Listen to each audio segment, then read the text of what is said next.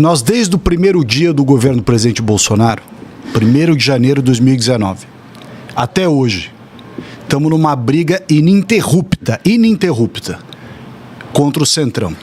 Centrão esse que se vendeu para a esquerda tantas e quantas vezes foi necessário para eles mesmos se beneficiarem, com emenda, com cargo, com esquema.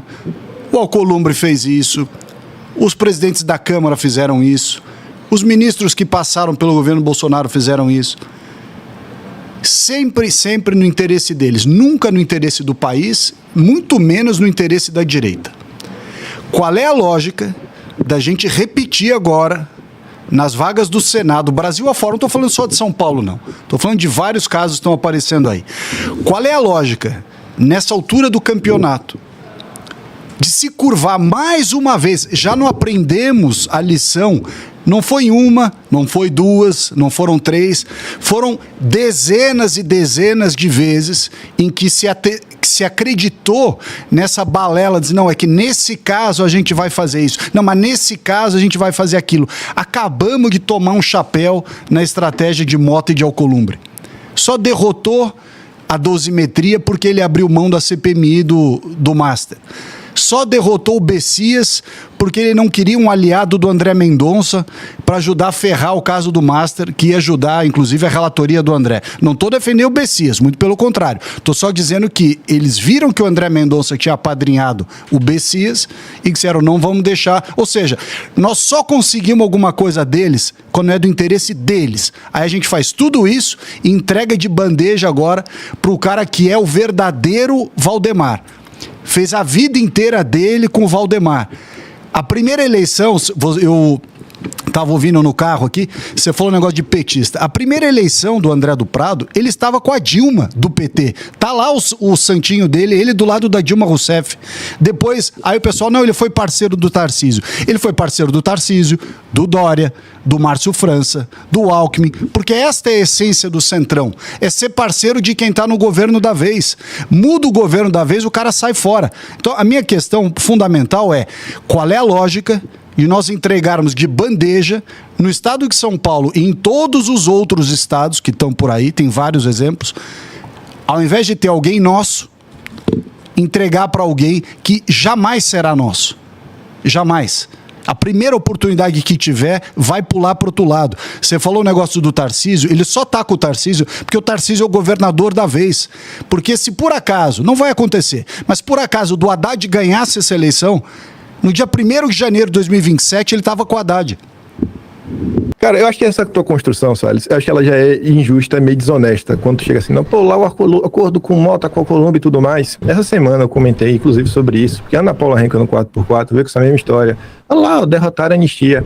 Você pega as notícias da época, Salles, você pega as falas de Bolsonaro, você pode pegar, por exemplo, até o que eu estava comentando em vídeo, desde setembro de 2024, que é quando, meses antes de ter a disputa ali, e eu falava, gente, isso aqui é uma questão direta, pragmática, por espaço no parlamento, ponto final. Não é sobre promessa disso, promessa daquilo outro. Eu não falei isso em nenhum momento, eu não vi Bolsonaro, é quando eu vejo a liderança do grupo que eu apoio falando sobre isso também. Então, assim, pra mim já não cola isso daí. Aí tu vem toda essa construção, não, porque nisso, naquilo outro, não, porque ele agora tá com o Tarcísio, que foi a bola da vez. O Centrão realmente é isso, vai estar com quem é a bola da vez. Eu acho que a bola da vez, tá piscando aí minha tela, mas espero que o áudio esteja bom. A minha bola da vez, Salles, vai ser o Flávio Bolsonaro. E vai ser do interesse de todas essas pessoas colarem com o Flávio Bolsonaro. E aí, quando eu estava comentando aqui antes, não sei se você ouviu, mas o Eduardo escreveu lá, quando eu olho tudo que foi colocado na mesa pelo Eduardo, eu acho que a proposta do Eduardo é coerente, por eu conhecer o partido, por eu conhecer os dilemas. Você sabe muito bem, hoje o PL, mesmo na ala da direita, ele não está unido. E que... Opa, não pode falar a mesma coisa aí que fulano, ciclano, beltrano estão no direito deles de fazer isso, daquilo outro. Eu não acho que Campanholo está remando na mesma direção que o Eduardo está remando. Eu não acho que o Nicolas está remando na mesma direção, sabe? Esse papinho aí que apoio se conquista. Pode repetir 1000 vezes. A minha opinião é que se você é filiado a um partido político, ainda mais que o candidato é o Flávio, sabe? Não é o Valdemar, é o Flávio. Ficar desse tititi de se vai apoiar ou não, ficar de gracinha. Fora as coisas que essa galera fica aprontando na rede social, o povo pode não ver, eu sei o que está acontecendo, você vive da política também, sabe? Então eu não gosto dessas falas que a gente fica fingindo que está tudo bem, que está tudo acontecendo. Então quando eu vejo tudo isso, e ouvindo os parlamentares próximos ao Eduardo, que também possuem essas queixas, e quando comentam tudo que foi discutido junto ao partido para tentar fortalecer um grupo político, que eu acho que esse grupo político, ele possui um real interesse em melhorar as coisas no Brasil. Eu realmente acredito nisso. Posso estar enganado. Posso daqui a 10 anos falar, velho, quem estava certo era o Salles, o Eduardo Bolsonaro estava errado. Eu acho que o Eduardo, cara, tá no direito dele, tá na coerência dele, colocou os termos dele na mesa e acha que a coisa vai andar. Eu falei isso já em vídeo, isso não saiu na imprensa, mas pelo menos saiu um vídeo do André do Prado com o Flávio Bolsonaro, e eu fiquei sabendo nos Estados Unidos, uma das conversas que teve, foi o ponto também seguinte, cara, a gente precisa de alguém com esse perfil de minimamente articulador para avançar com agendas, que vai acabar também ajudando. Foi outro ponto também, entrou na conversa, entrou na discussão. Então assim, pode falar, centrão, não sei o que, o cara votou na Dilma lá atrás, pipipi, popopô, ppp.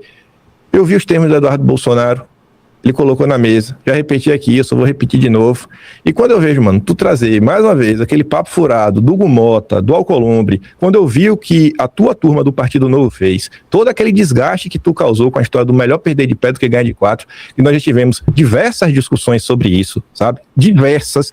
Quando o Deltan Dallagnol, que tu não teve coragem de criticar, veio lá querendo até postar vídeo de Bolsonaro e fazer uma falsa equivalência, onde ele fala, ai, Bolsonaro em 2017 se lançou candidato, porque a gente não tem, porque o PL não mantém a coerência. E aí eu tô aqui junto com as pessoas falando, ó, gente, as pessoas têm que se politizar. Uma coisa é Bolsonaro se lançar candidato quando nem existe direita no parlamento. Outra coisa é a direita lançar candidato e ficar fora do bloco vencedor, quando o nosso partido, o partido que está aqui, os deputados da dita direita, podem ter direito a pegar 4 comissões que são relevantes, têm importância. Eu acredito na importância do jogo político, de usar essas ferramentas. Ele vai falar que não serve pra porcaria nenhuma. Pra mim funciona, cara. Então assim, a forma que você enxerga a política e a forma que você passa pro pessoal que esse é o melhor caminho, eu discordo plenamente. Ok, deixo minha opinião também pública. Depoimento de quem tá lá dentro, tá? Obviamente, essa história, essa dualidade que é, era bom pegar todas as comissões ou era melhor perder tudo e tal. A dualidade não é assim tão simples. Nós abrimos mão, primeiro ponto fundamental, qual era o assunto mais relevante na eleição, antes da eleição do Gumota? Era justamente o Arthur Lira, ainda Arthur Lira, presidente da Câmara, aprovar a anistia. Esse era um compromisso do Arthur Lira com o presidente Bolsonaro. Houve diversas conversas reservadas, eu ainda estava no PL, sabia das conversas, e as conversas foram exatamente nesses termos. O presidente Bolsonaro exigiu do Arthur Lira, eu estava dentro do partido, exigiu do Arthur Lira que o assunto anistia estivesse sobre a mesa. O que fez o Arthur Lira? Sorrateiramente. Tirou a anistia de dentro da CCJ, que já estava quase pronta para ir para plenário. A presidente da CCJ era a Carolina Detoni. O Arthur Lira tira... na semana antes da decisão pelo Deltan Dallagnol, que você até agora não criticou publicamente. Hoje é sua chance de redenção. Fale o que você falou para ele. A fake news que ele inventou 3 dias antes da pauta entrar na CCJ, que ele inventou que tinha um acordão, que estava avançando, estava tramitando, que era uma troca para não ter o impeachment de Alexandre de Moraes. E ele colocou as redes sociais contra a anistia. Não teve nada, ele fez isso, o Cláudio Dantas precisou desmentir. Não então, houve acordão, coisa nenhuma, nem sabia disso aí, você tá me contando. Não houve, realmente não houve acordão. Ele inventou uma fake news. Salles, a gente falou disso na Aure Verde e você falou que mandou uma mensagem no privado pra ele. Não vai dizer que você não soube. Tá gravado, é só procurar com o Faim, Ricardo Salles e as pessoas vão analisar. Eu sei falar. Antes da pauta da anistia entrar na CCJ, Rodrigo Valadares, Carolina Detoni, 3, 4 dias antes, Deltan Dallagnol inventou que existia um acordão para não ter impeachment de Alexandre de Moraes. Gravou um vídeo. Cláudio Dantas, óbvio que não teve acordão. Ele inventou uma fake news.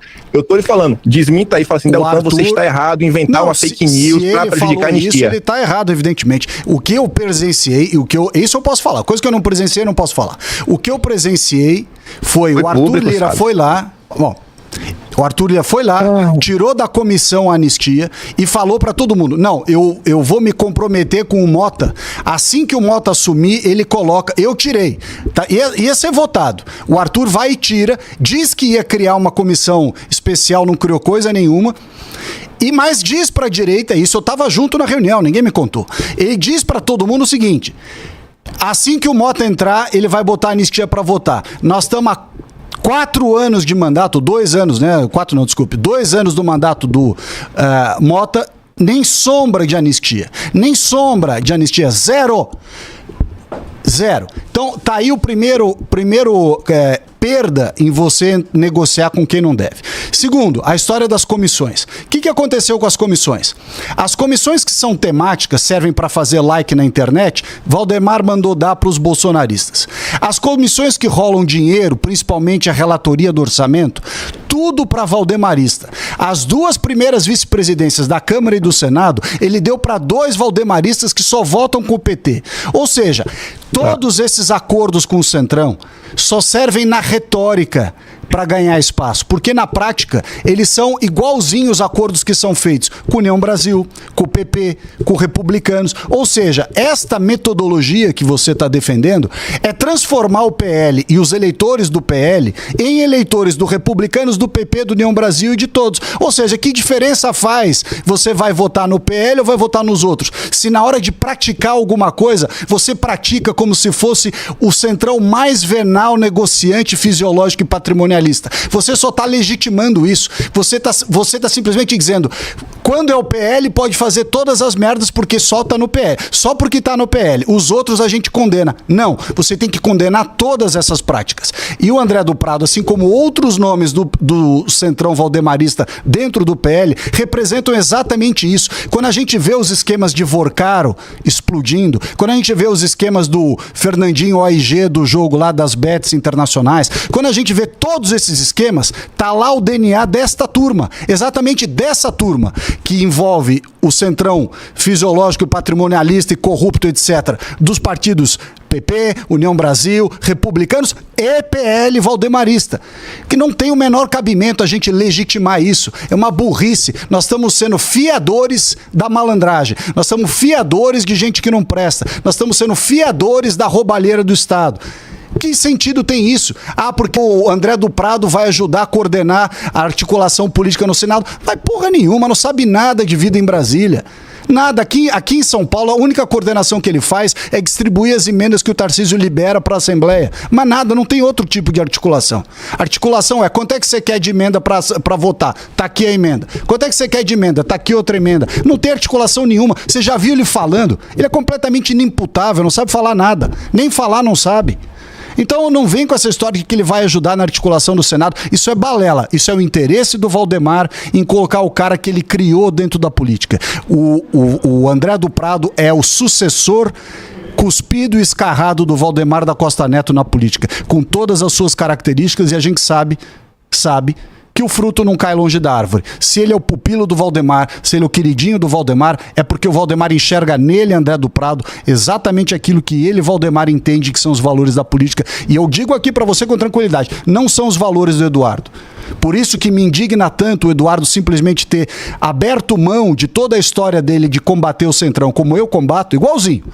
E de repente falar, olha, eu vou confiar no André do Prado. Isso é inaceitável. Deixa eu só fazer uma consideração aqui rapidamente. Eu vou te fazer 2 perguntas. Realmente tem que terminar, cara. Eu sei, para ser honesto com quem aqui.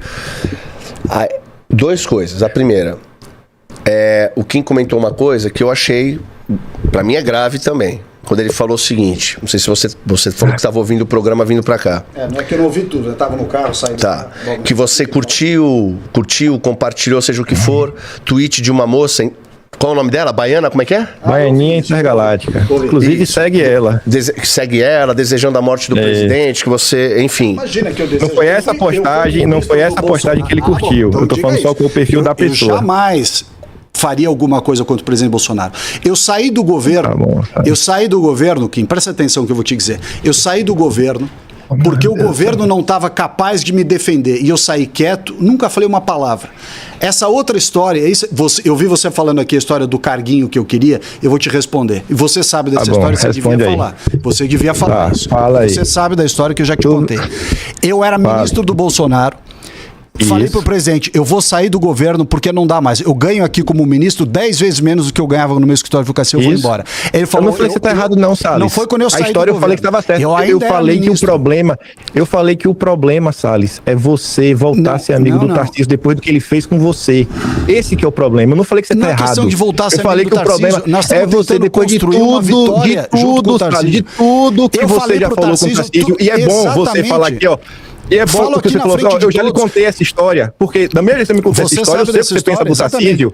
Então, assim, cara, eu não consigo compreender como vocês voltam a se falar. Não dá pra mim. Eu não sou esse tipo de pessoa. Mas não é questão de voltar a se falar. O cara é governador do meu estado, eu sou deputado federal. Na creche, sabe? Minha mulher tá com problema, tem que tentar trabalhar hoje. Eu tenho que ver essa questão de minha filha, que é importante. Não esperava que você fosse aparecer, sabe? O que eu vou falar é o seguinte, mais uma vez, de tudo que você falou, organizar mano, eu tava aqui encontro nosso aqui. Eu estava aqui, antes de você chegar, criticando todos os lados diferentes, fazendo críticas diversas.